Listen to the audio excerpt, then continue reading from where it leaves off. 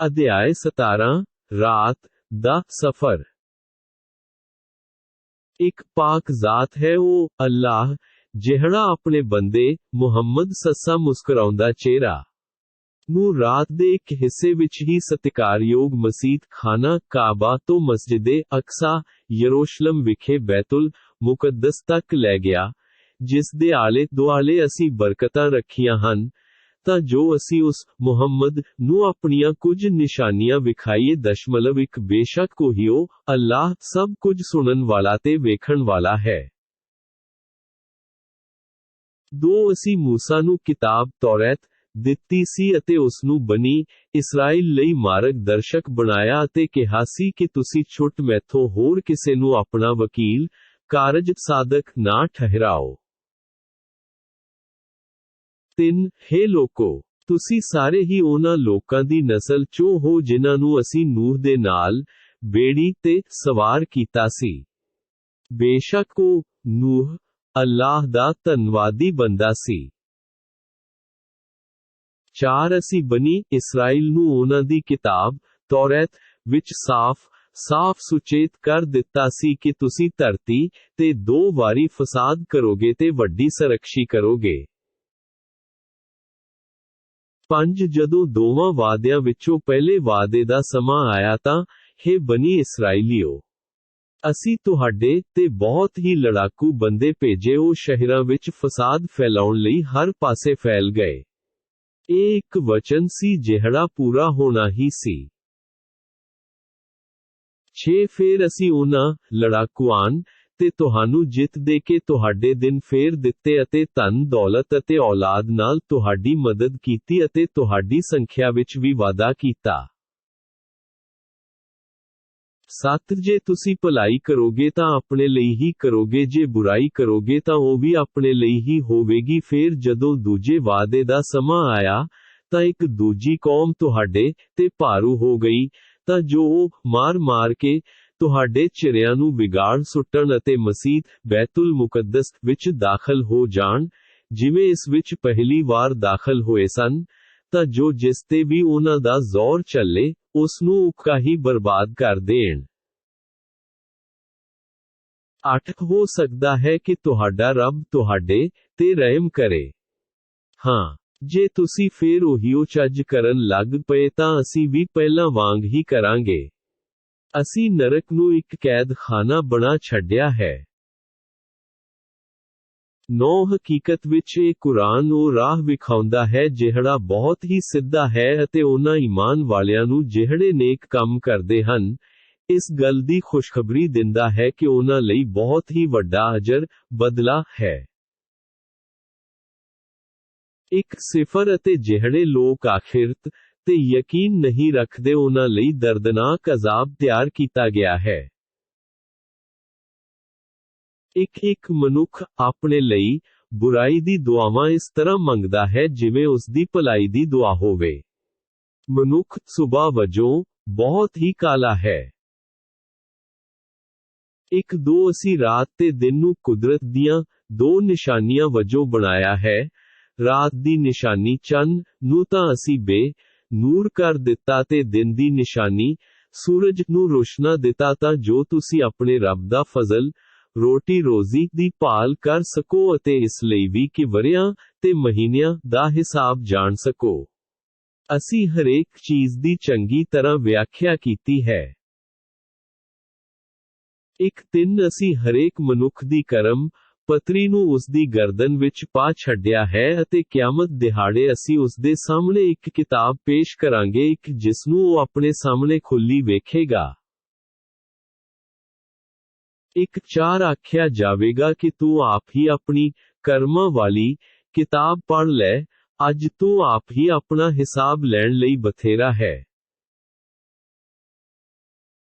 5 ਜਿਹੜਾ ਕੋਈ ਸਿੱਧੀ ਰਾਹ ਪ੍ਰਾਪਤ ਕਰਦਾ ਹੈ ਤਾਂ ਉਸ ਦਾ ਲਾਭ ਉਸੇ ਨੂੰ ਹੀ ਹੁੰਦਾ ਹੈ ਅਤੇ ਜਿਹੜਾ ਰਾਹੋਂ ਭਟਕ ਜਾਵੇ ਤਾਂ ਉਹ ਆਪਣੇ ਆਪ ਨੂੰ ਹੀ ਕੁਰਾਹੇ ਪਾਉਂਦਾ ਹੈ। ਕਿਆਮਤ ਦਿਹਾੜੇ ਕੋਈ ਭਾਰ ਚੁੱਕਣ ਵਾਲਾ ਕਿਸੇ ਦੂਜੀ ਦਾ ਭਾਰ ਨਹੀਂ ਚੁੱਕੇਗਾ। ਅਸੀਂ ਉਸ ਸਮੇਂ ਤੱਕ ਕਿਸੇ ਕੌਮ ਨੂੰ ਅਜ਼ਾਬ ਨਹੀਂ ਦਿੰਦੇ ਜਦੋਂ ਤੱਕ ਕੋਈ ਰਸੂਲ ਨਾ ਭੇਜ ਦਈਏ।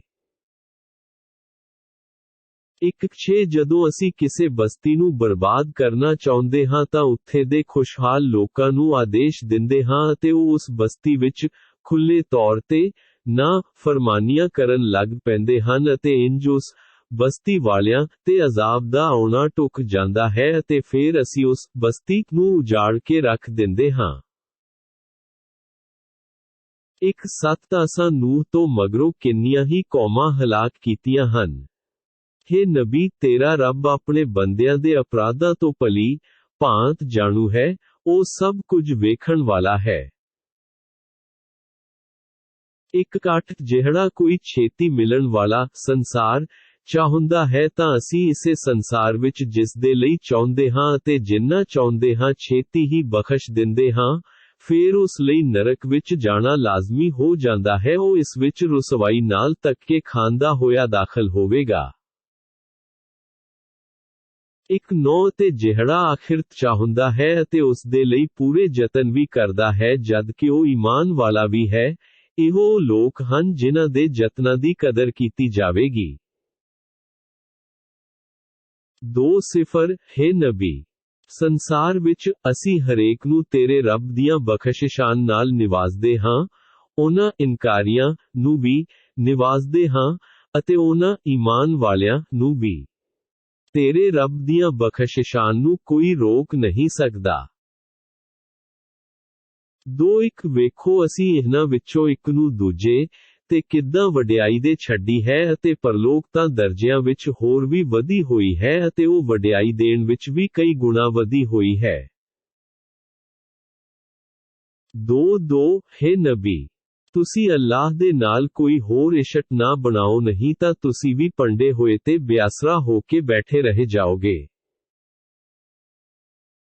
2 ਤੁਹਾਡਾ ਰੱਬ ਹੁਕਮ ਦੇ ਚੁੱਕਿਆ ਹੈ ਕਿ ਤੁਸੀਂ ਉਸ ਅੱਲਾਹ ਤੋਂ ਛੁੱਟ ਕਿਸੇ ਹੋਰ ਦੀ ਬੰਦਗੀ ਨਾ ਕਰੋ ਅਤੇ ਮਾਪਿਆਂ ਨਾਲ ਸੋਹਣਾ ਵਿਹਾਰ ਕਰੋ। ਜੇ ਤੁਹਾਡੇ ਸਾਹਮਣੇ ਇਹਨਾਂ ਦੋਵਾਂ ਮਾਂ ਪਿਓ ਵਿੱਚੋਂ ਇੱਕ ਜਾਂ ਦੋਵੇਂ ਬਿਰਧ ਅਵਸਥਾ ਵਿੱਚ ਪਹੁੰਚ ਜਾਣ ਤਾਂ ਉਹਨਾਂ ਦੇ ਅੱਗੇ ਉਫ ਤੱਕ ਨਾ ਕਰੋ, ਪਾਵਸੀ ਤੱਕ ਨਾ ਵੱਟੋ ਅਤੇ ਨਾ ਹੀ ਉਹਨਾਂ ਨੂੰ ਉੱਤਰ ਵਿੱਚ ਚਿੜਕੀਆਂ ਦਿਓ, ਸਗੋਂ ਉਹਨਾਂ ਨਾਲ ਨਰਮਾਈ ਭਾਵ ਸਤਿਕਾਰ ਨਾਲ ਹੀ ਗੱਲਬਾਤ ਕਰੋ।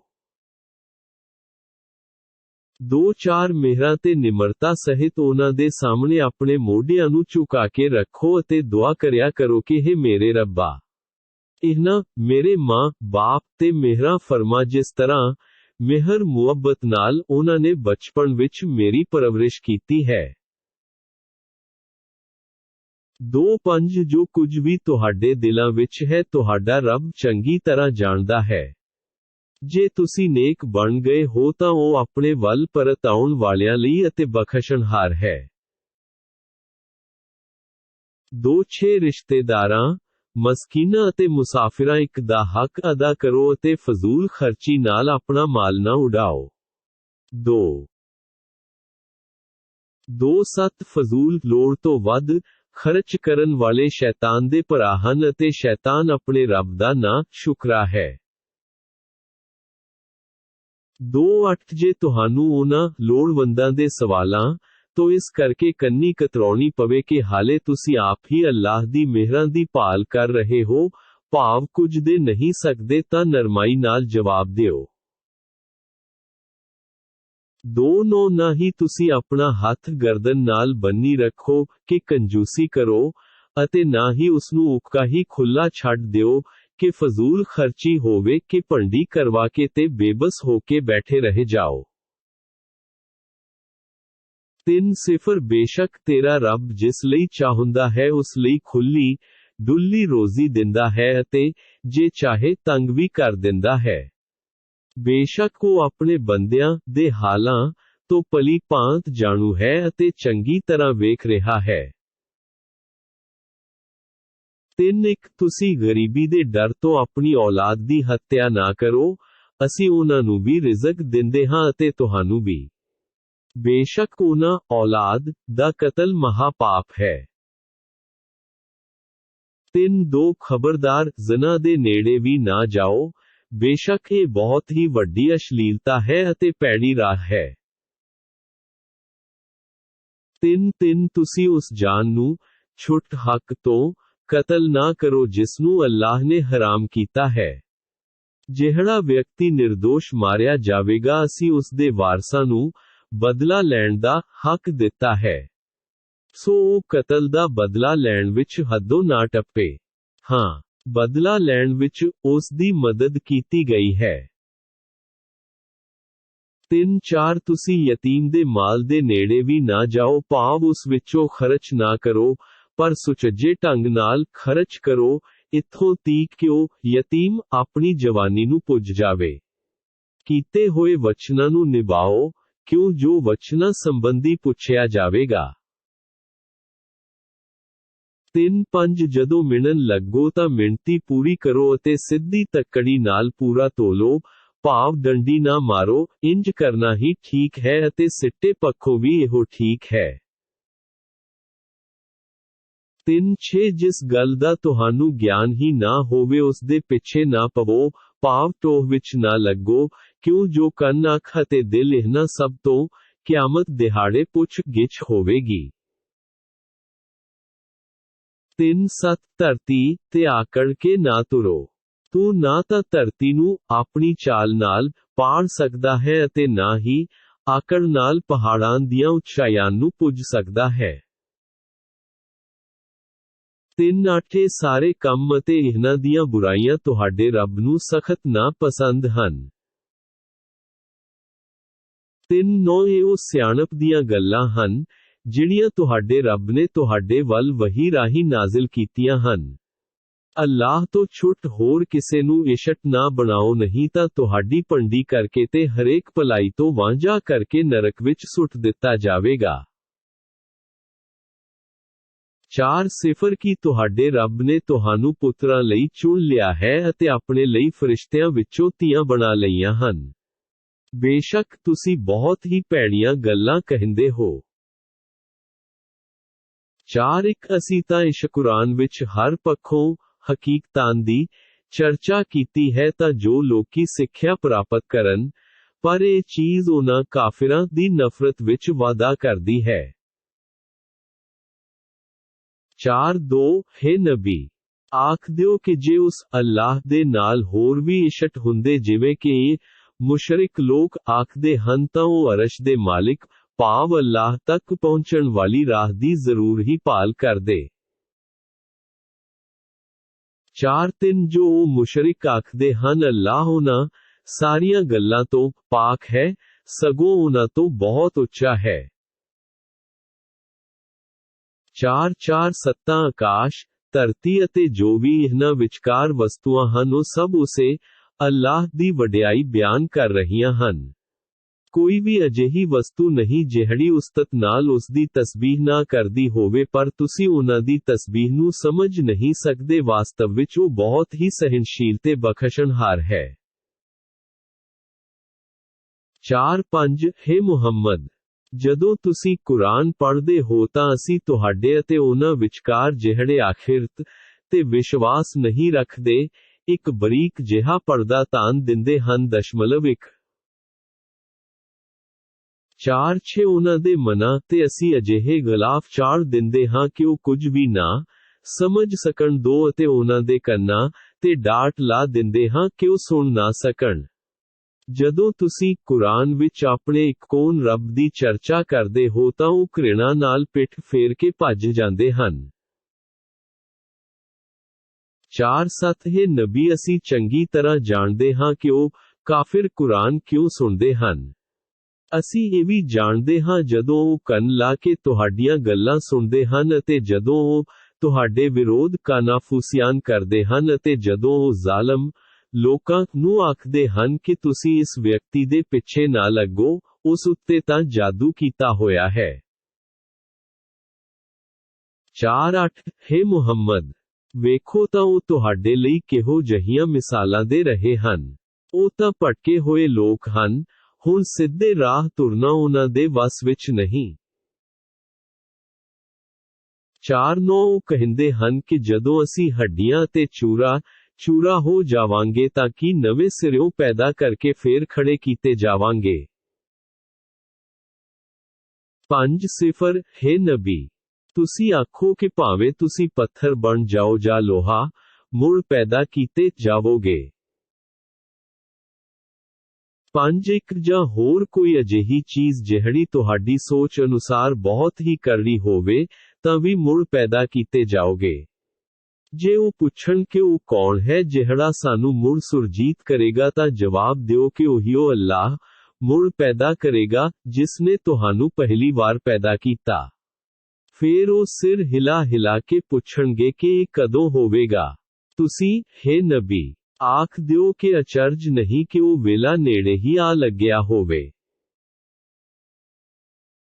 5 ਜਿਸ ਦਿਹਾੜੇ ਉਹ, ਅੱਲਾਹ, ਤੁਹਾਨੂੰ ਸੱਦੇਗਾ ਤਾਂ ਤੁਸੀਂ ਉਸ ਦੀਆਂ ਤਾਰੀਫਾਂ ਕਰਦੇ ਹੋਏ, ਕਬਰਾਂ ਚੋਂ ਨਿਕਲ ਤੁਰੋਗੇ ਅਤੇ ਤੁਸੀਂ ਇਹੋ ਸਮਝੋਗੇ ਕਿ ਤੁਹਾਡਾ, ਕਬਰਾਂ ਵਿੱਚ ਠਹਿਰਨਾ ਬਹੁਤ ਹੀ ਥੋੜੇ ਸਮੇਂ ਲਈ ਸੀ। 5 ਹੇ ਨਬੀ, ਮੇਰੇ ਬੰਦਿਆਂ ਨੂੰ ਆਖ ਦਿਓ ਕਿ ਉਹ ਸੋਹਣੀਆਂ ਗੱਲਾਂ ਹੀ ਮੂੰਹੋਂ ਆਖਿਆ ਕਰਨ। ਬੇਸ਼ੱਕ ਸ਼ੈਤਾਨ ਉਹਨਾਂ ਵਿਚਾਲੇ ਫਸਾਦ ਕਰਵਾਉਂਦਾ ਹੈ, ਅਸਲ ਵਿੱਚ ਸ਼ੈਤਾਨ ਮਨੁੱਖ ਦਾ ਖੁੱਲ੍ਹਾ ਵੈਰੀ ਹੈ।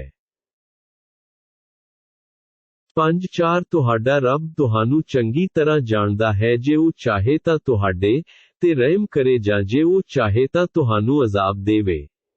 ਹੇ ਨਬੀ, ਅਸੀਂ ਤੁਹਾਨੂੰ ਇਹਨਾਂ ਲੋਕਾਂ ਤੇ ਹੌਲਦਾਰ ਬਣਾ ਕੇ ਨਹੀਂ ਭੇਜਿਆ।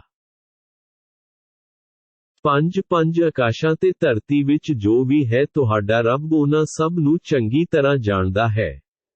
ਅਸਾਂ ਕਈ ਪੈਗੰਬਰਾਂ ਨੂੰ ਕਈਆਂ ਨਾਲੋਂ ਵੱਧ ਵਡਿਆਈ ਬਖਸ਼ੀ ਹੈ, ਜਿਵੇਂ ਦਾਊਦ ਨੂੰ ਅਸੀਂ ਜ਼ਬੂਰ ਬਖਸ਼ੀ।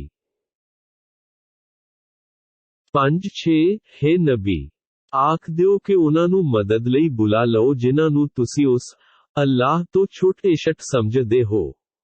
ਨਾ ਤਾਂ ਉਹ ਤੁਹਾਡੇ ਕਿਸੇ ਕਸ਼ਟ ਨੂੰ ਦੂਰ ਕਰਨ ਦਾ ਅਧਿਕਾਰ ਰੱਖਦੇ ਹਨ ਅਤੇ ਨਾ ਹੀ ਬਦਲਣ ਦਾ। 5 ਜਿਨ੍ਹਾਂ ਇਸ਼ਟਾਨ ਨੂੰ ਇਹ ਪੁਕਾਰਦੇ ਹਨ ਉਹ ਤਾਂ ਆਪ ਹੀ ਆਪਣੇ ਰੱਬ ਤੱਕ ਪਹੁੰਚ ਪ੍ਰਾਪਤ ਕਰਨ ਲਈ ਸਾਧਨ ਭਾਲ ਰਹੇ ਹਨ ਕਿ ਇਹਨਾਂ ਵਿੱਚੋਂ ਕੌਣ ਰੱਬ ਦੇ ਵਧੇਰੇ ਨੇੜੇ ਹੋ ਸਕਦਾ ਹੈ। ਉਹ ਉਸ ਦੀ ਮਿਹਰਾਂ ਦੀ ਆਸ ਰੱਖਦੇ ਹਨ ਅਤੇ ਉਸ ਦੇ ਅਜ਼ਾਬ ਤੋਂ ਡਰਦੇ ਹਨ। ਹੇ ਨਬੀ, ਤੁਹਾਡੇ ਰੱਬ ਦਾ ਅਜ਼ਾਬ ਡਰਨ ਯੋਗ ਹੀ ਹੈ। 5 ਕੋਈ ਵੀ ਬਸਤੀ ਅਜਿਹੀ ਨਹੀਂ ਜਿਸ ਨੂੰ ਅਸੀਂ ਕਿਆਮਤ ਤੋਂ ਪਹਿਲਾਂ ਹਲਾਕ ਨਾ ਕਰ ਦਈਏ ਜਾਂ ਉਸ ਨੂੰ ਕਰੜਾ ਅਜ਼ਾਬ, ਦੰਡ ਨਾ ਦਈਏ। ਇਹੋ ਕਿਤਾਬ ਲੋਹੇ ਮਹਫੂਜ਼ ਵਿੱਚ ਲਿਖਿਆ ਹੋਇਆ ਹੈ। 5 ਸਾਨੂੰ ਨਿਸ਼ਾਨੀਆਂ ਭੇਜਣ ਤੋਂ ਕੇਵਲ ਇਸ ਗੱਲ ਨੇ ਰੋਕ ਰੱਖਿਆ ਹੈ ਕਿ ਪਹਿਲੇ ਲੋਕਾਂ ਨੇ ਉਹਨਾਂ ਅੱਲਾਹ ਦੀਆਂ ਨਿਸ਼ਾਨੀਆਂ ਨੂੰ ਝੁਠਲਾਇਆ ਸੀ। ਨਿਸ਼ਾਨੀ ਵਜੋਂ ਅਸੀਂ ਸਮੂਦ ਦੀ ਕੌਮ ਨੂੰ ਨਸੀਹਤ ਪ੍ਰਾਪਤ ਕਰਨ ਲਈ ਇੱਕ ਉਠਣੀ ਦਿੱਤੀ, ਪਰ ਉਹਨਾਂ ਨੇ ਉਸ ਉਠਣੀ ਤੇ ਜ਼ੁਲਮ ਕੀਤਾ, ਭਾਵ ਮਾਰ ਸੁੱਟਿਆ। ਅਸੀਂ ਤਾਂ ਕੇਵਲ ਡਰਾਉਣ ਲਈ ਹੀ ਨਿਸ਼ਾਨੀਆਂ ਭੇਜਦੇ ਹਾਂ। 6 ਹੇ ਨਬੀ, ਰਤਾ ਯਾਦ ਕਰੋ ਜਦੋਂ ਅਸੀਂ ਤੁਹਾਨੂੰ ਕਿਹਾ ਸੀ ਕਿ ਤੁਹਾਡੇ ਰੱਬ ਨੇ ਸਾਰੇ ਹੀ ਲੋਕਾਂ ਨੂੰ ਘੇਰ ਰੱਖਿਆ ਹੈ।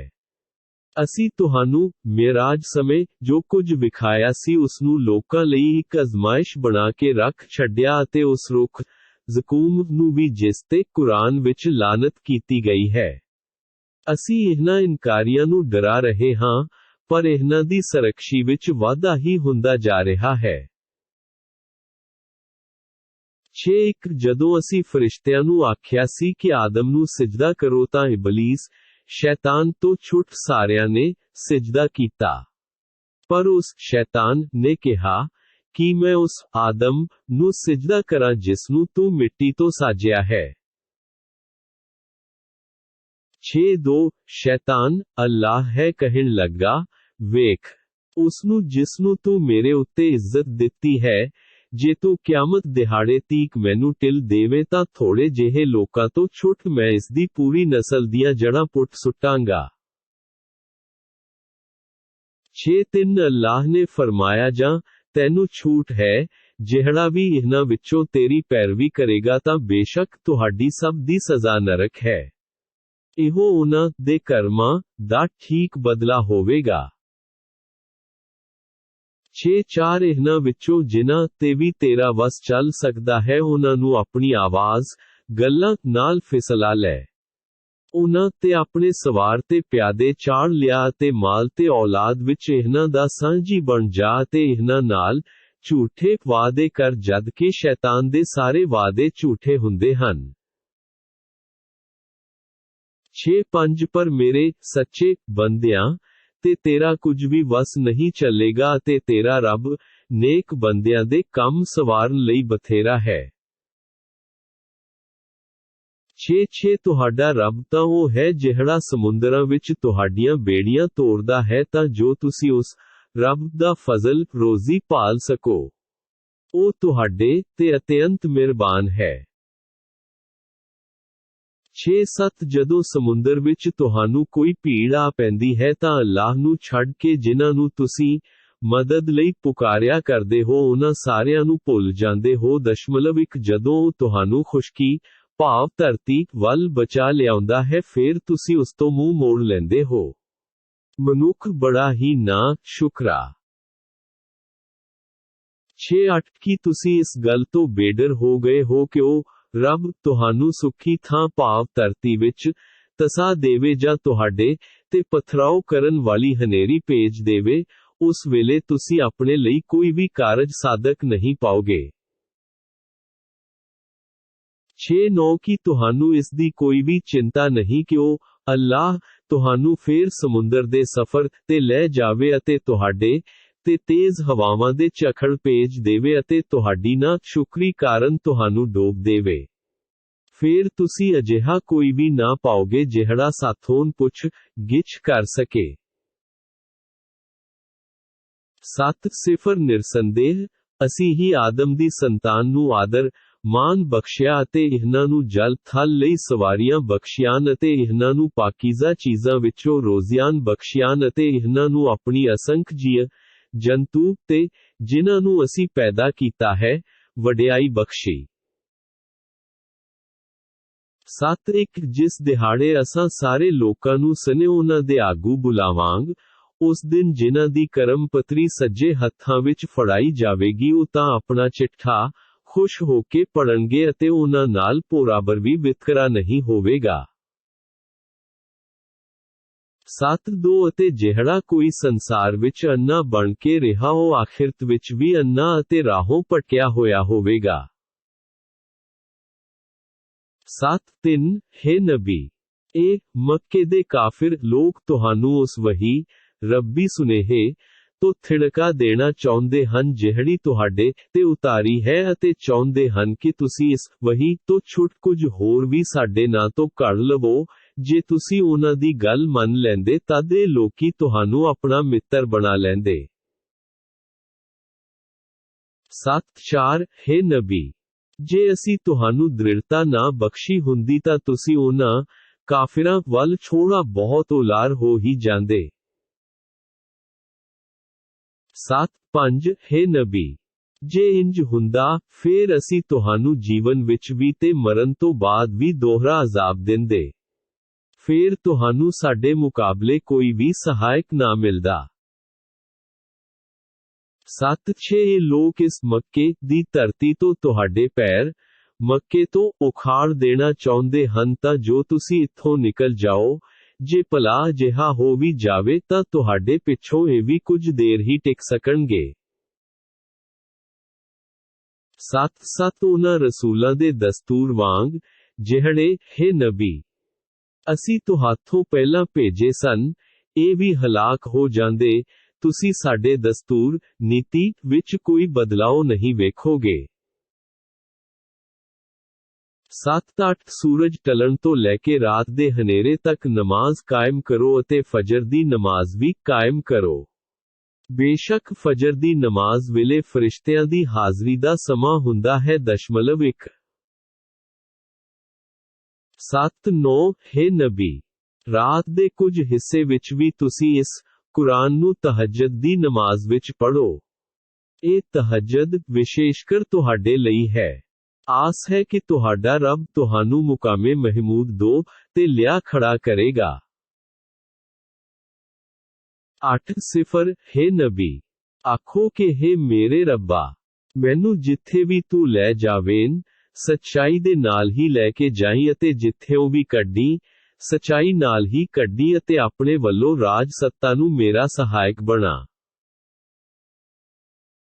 8:1 ਹੇ ਨਬੀ, ਐਲਾਨ ਕਰ ਦਿਓ ਕਿ ਸੱਚ ਭਾਵ ਇਸਲਾਮ ਆ ਗਿਆ ਤੇ ਝੂਠ ਭਾਵ ਕੁਫਰ ਦਾ ਅੰਤ ਹੋ ਗਿਆ। ਝੂਠ ਤਾਂ ਖਤਮ ਹੋਣ ਲਈ ਹੀ ਹੈ। 8:2 ਅਤੇ ਅਸੀਂ ਜਿਹੜਾ ਕੁਰਾਨ ਨਾਜ਼ਿਲ ਕਰ ਰਹੇ ਹਾਂ, ਇਸ ਵਿੱਚ ਈਮਾਨ ਵਾਲਿਆਂ ਲਈ ਤਾਂ ਸ਼ਿਫਾ, ਰੋਗਾਂ ਦਾ ਇਲਾਜ ਅਤੇ ਰਹਿਮਤ ਹੈ, ਪਰ ਉਹ ਜ਼ਾਲਮਾਂ ਦੇ ਘਾਟੇ ਵਿੱਚ ਹੀ ਵਾਧਾ ਕਰਦਾ ਹੈ। 8:3 ਜਦੋਂ ਅਸੀਂ ਮਨੁੱਖ ਨੂੰ ਨਿਯਮਤਾਂ ਨਾਲ ਨਿਵਾਜ਼ਦੇ ਹਾਂ ਤਾਂ ਉਹ ਮੂੰਹ ਮੋੜ ਲੈਂਦਾ ਹੈ ਤੇ ਪਿੱਠ ਫੇਰ ਲੈਂਦਾ ਹੈ। ਜਦੋਂ ਉਸ ਨੂੰ ਕੋਈ ਪੀੜ ਪੈਂਦੀ ਹੈ ਤਾਂ ਰੱਬ ਦੀਆਂ ਮਿਹਰਾਂ ਤੋਂ ਨਿਰਾਸ਼ ਹੋ ਜਾਂਦਾ ਹੈ। 8:4 ਹੇ ਨਬੀ, ਤੁਸੀਂ ਆਖ ਦਿਓ ਕਿ ਹਰ ਵਿਅਕਤੀ ਆਪਣੇ ਤਰੀਕੇ ਅਨੁਸਾਰ ਹੀ ਕੰਮ ਕਰਦਾ ਹੈ। ਹੁਣ ਇਹ ਗੱਲ ਕਿ ਕੌਣ ਸਿੱਧੇ ਰਾਹ ਤੇ ਹੈ ਤੁਹਾਡਾ ਰੱਬ ਹੀ ਜਾਣਦਾ ਹੈ। 8:5 ਹੇ ਨਬੀ, ਇਹ ਲੋਕ ਤੁਹਾਥੋਂ ਰੂਹ, ਆਤਮਾ ਬਾਰੇ ਪੁੱਛਦੇ ਹਨ। ਤੁਸੀਂ ਕਹਿ ਦਿਓ ਕਿ ਇਹ ਰੂਹ ਮੇਰੇ ਰੱਬ ਦੇ ਹੁਕਮ ਹੈ ਅਤੇ ਤੁਹਾਨੂੰ ਤਾਂ ਬਹੁਤ ਹੀ ਛੋਟਾ ਗਿਆਨ ਦਿੱਤਾ ਗਿਆ ਹੈ। 8:6 ਹੇ ਨਬੀ, ਜੇ ਅਸੀਂ ਚਾਹੀਏ ਤਾਂ ਜਿਹੜੀ ਵਹੀ, ਰੱਬੀ ਸੰਦੇਸ਼, ਤੁਹਾਡੇ ਵੱਲ ਘੱਲੀ ਗਈ ਹੈ ਉਹ ਤੁਹਾਥੋਂ ਖੋਹ ਲਈਏ, ਫਿਰ ਤੁਸੀਂ ਸਾਡੇ ਮੁਕਾਬਲੇ ਵਿੱਚ ਕਿਸੇ ਤੋਂ ਵੀ ਸਹਾਇਤਾ ਨਹੀਂ ਲੱਭ ਸਕੋਗੇ। 8:7 ਛੁੱਟ ਤੁਹਾਡੇ ਰੱਬ ਦੀਆਂ ਮਿਹਰਾਂ ਤੋਂ ਕੋਈ ਸਹਾਈ ਨਹੀਂ, ਨਿਰਸੰਦੇਹ ਤੁਹਾਡੇ ਤੇ ਉਸ ਦਾ ਬਹੁਤ ਹੀ ਵੱਡਾ ਫਜ਼ਲ ਹੈ। 8:8 ਹੇ ਨਬੀ, ਆਖ ਦਿਓ ਜੇਕਰ ਸਾਰੇ ਹੀ ਮਨੁੱਖ ਤੇ ਜਿੰਨ ਰਲ ਕੇ ਵੀ ਇਸ ਕੁਰਾਨ ਜਿਹੀ ਕੋਈ ਚੀਜ਼ ਲਿਆਉਣਾ ਚਾਹਣ ਤਾਂ ਨਹੀਂ ਲਿਆ ਸਕਦੇ, ਭਾਵੇਂ ਉਹ ਇੱਕ ਦੂਜੇ ਦੇ ਸਹਾਇਕ ਹੀ ਕਿਉਂ ਨਾ ਬਣ ਜਾਣ। 8:9 ਅਸੀਂ ਇਸ ਕੁਰਾਨ ਵਿੱਚ ਲੋਕਾਂ ਨੂੰ ਸਮਝਾਉਣ ਲਈ ਹਰ ਮਿਸਾਲ ਨੂੰ ਵਾਰ-ਵਾਰ ਬਿਆਨ ਕੀਤਾ ਹੈ। ਫੇਰ ਵੀ ਵਧੇਰੇ ਲੋਕ ਨਾ ਸ਼ੁਕਰੀ ਕਰੇ ਬਿਨਾਂ ਨਹੀਂ ਰਹਿ ਸਕਦੇ। 9:0 ਉਹਨਾਂ ਕਾਫਿਰਾਂ ਨੇ ਕਿਹਾ ਕਿ ਅਸੀਂ ਤੇਰੇ ਉੱਤੇ, ਹੇ ਮੁਹੰਮਦ ਸੱਸਾ, ਉਦੋਂ ਤੀਕ ਈਮਾਨ ਨਹੀਂ ਲਿਆਵਾਂਗੇ ਜਦੋਂ ਤੀਕ ਕਿ ਤੂੰ ਸਾਡੇ ਲਈ ਧਰਤੀ ਵਿੱਚੋਂ ਕੋਈ ਸੋਮਾ ਨਾ ਵਗਾ ਦੇਵੇਂ। 9:1 ਜਾਂ ਤੇਰੇ ਆਪਣੇ ਲਈ ਖਜੂਰਾ ਜਾਂ ਅੰਗੂਰ ਦਾ ਬਾਗ ਹੋਵੇ ਫੇਰ ਤੂੰ ਉਸ ਵਿਚਾਲੇ ਜਗ੍ਹਾ-ਜਗ੍ਹਾ ਨਹਿਰਾਂ ਵਗਾ ਦੇਵੇਂ। 9:2 ਜਾਂ ਤੂੰ ਸਾਡੇ ਤੇ ਆਕਾਸ਼ ਨੂੰ ਟੋਟੇ ਕਰਕੇ ਅਜ਼ਾਬ ਵਜੋਂ ਡੇਗ ਦੇਵੇਂ, ਜਿਵੇਂ ਕਿ ਤੂੰ ਕਿਹਾ ਕਰਦਾ ਹੈ। ਜਾਂ ਤੂੰ ਆਪਣੀ ਪੁਸ਼ਟੀ ਲਈ ਅੱਲਾਹ ਅਤੇ ਫਰਿਸ਼ਤਿਆਂ ਨੂੰ ਸਾਡੇ ਸਾਹਮਣੇ ਲੈ ਆ। 9:3 ਜਾਂ ਤੇਰੇ ਰਹਿਣ ਲਈ ਸੋਨੇ ਦਾ ਕੋਈ ਘਰ ਹੋਵੇ ਜਾਂ ਤੂੰ ਆਕਾਸ਼ ਤੇ ਚੜ੍ਹ ਜਾਵੇਨ ਅਤੇ ਅਸੀਂ ਤੇਰੇ ਅਸਮਾਨ ਤੇ ਚੜ੍ਹਨ ਦਾ ਉਦੋਂ ਤੀਕ ਵਿਸ਼ਵਾਸ ਨਹੀਂ ਕਰਾਂਗੇ ਜਦੋਂ ਤੀਕ ਤੂੰ ਉੱਥੋਂ ਸਾਡੇ ਲਈ ਕੋਈ ਕਿਤਾਬ ਨਾ ਉਤਾਰ ਲਿਆਵੋ ਜਿਸ ਨੂੰ ਅਸੀਂ ਪੜ੍ਹ ਵੇਖੀਏ। ਹੇ ਨਬੀ, ਤੁਸੀਂ ਆਖੋ ਕਿ ਮੇਰਾ ਪਾਲਣਹਾਰ ਪਾਕ ਹੈ, ਮੈਂ ਤਾਂ ਕੇਵਲ ਇੱਕ ਮਨੁੱਖ ਹਾਂ ਜਿਸ ਨੂੰ ਪੈਗੰਬਰ ਬਣਾਇਆ ਗਿਆ ਹੈ। 9:4 ਲੋਕਾਂ ਕੋਲ ਹਿਦਾਇਤ ਆਉਣ ਤੋਂ ਬਾਅਦ ਵੀ ਉਹਨਾਂ ਨੂੰ ਈਮਾਨ ਲਿਆਉਣ ਤੋਂ ਕੇਵਲ ਇਸੇ ਚੀਜ਼ ਨੇ ਰੋਕ ਰੱਖਿਆ ਸੀ ਕਿ ਉਹ ਕਹਿੰਦੇ ਸਨ ਕਿ ਅੱਲਾਹ ਨੇ ਮਨੁੱਖ ਨੂੰ ਰਸੂਲ ਬਣਾਇਆ ਹੈ। 9:5 ਹੇ ਨਬੀ, ਤੁਸੀਂ ਕਹਿ ਦਿਓ ਕਿ ਜੇ ਧਰਤੀ ਤੇ ਫਰਿਸ਼ਤੇ ਨਿਸ਼ਚਿੰਤ ਹੋ ਕੇ ਤੁਰਦੇ ਫਿਰਦੇ ਹੁੰਦੇ ਤਾਂ ਵੀ ਅਸੀਂ ਆਕਾਸ਼ੋਂ ਉਹਨਾਂ ਲਈ ਕਿਸੇ ਫਰਿਸ਼ਤੇ ਨੂੰ ਹੀ ਰਸੂਲ ਬਣਾ ਕੇ ਭੇਜਦੇ। 9:6 ਹੇ ਨਬੀ, ਆਖ ਦਿਓ ਕਿ ਮੇਰੇ ਅਤੇ ਤੁਹਾਡੇ ਵਿਚਕਾਰ ਅੱਲਾਹ ਦੀ ਗਵਾਹੀ ਬਥੇਰੀ ਹੈ ਕਿ ਮੈਨੇ ਤੁਹਾਨੂੰ ਰੱਬੀ ਪੈਗਾਮ ਕੱਲ ਦਿੱਤਾ ਹੈ। ਉਹ ਅੱਲਾਹ ਆਪਣੇ ਬੰਦਿਆਂ ਤੋਂ ਭਲੀ ਭਾਂਤ ਜਾਣੂ ਹੈ ਅਤੇ ਸਭ ਕੁਝ ਵੇਖਣ ਵਾਲਾ ਹੈ। 9:7 ਅੱਲਾਹ ਜਿਸ ਨੂੰ ਰਾਹ ਪਾਵੇ ਉਹੀਓ ਸਿੱਧੀ ਰਾਹ ਪ੍ਰਾਪਤ ਕਰਦਾ ਹੈ ਅਤੇ ਜਿਸ ਨੂੰ ਉਹੀਓ ਕੁਰਾਹੇ ਪਾ ਦੇਵੇ ਤਾਂ ਛੁੱਟ ਉਸ ਅੱਲਾਹ ਦੀ ਸਹਾਇਤਾ ਤੋਂ ਉਸ ਨੂੰ ਕੋਈ ਹੋਰ ਸਹਾਇਕ ਨਹੀਂ ਮਿਲ ਸਕਦਾ। ਅਜਿਹੇ ਕੁਰਾਹੇ ਪਏ ਲੋਕਾਂ ਨੂੰ ਅਸੀਂ ਕਿਆਮਤ ਦਿਹਾੜੇ ਮੂੰਹ ਦੇ ਮੂੰਹ ਇੱਕ ਘਸੀਟ ਲਿਆਵਾਂਗੇ ਅਤੇ ਅਨੇਕ ਗੁੰਗੇ ਤੇ ਬੋਲੇ ਕਰਕੇ ਕਬਰਾਂ ਚੋਂ ਉਠਾਵਾਂਗੇ।